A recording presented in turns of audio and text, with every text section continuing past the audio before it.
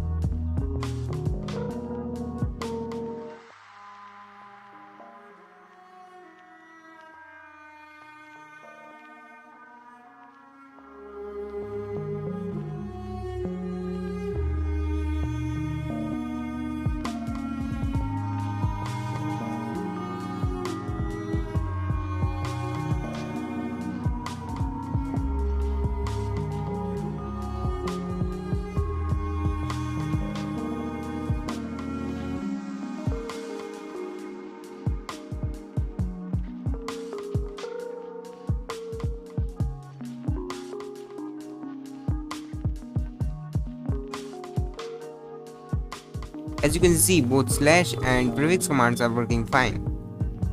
This concludes today's tutorial. Stay tuned for more on Discord.gist version 13.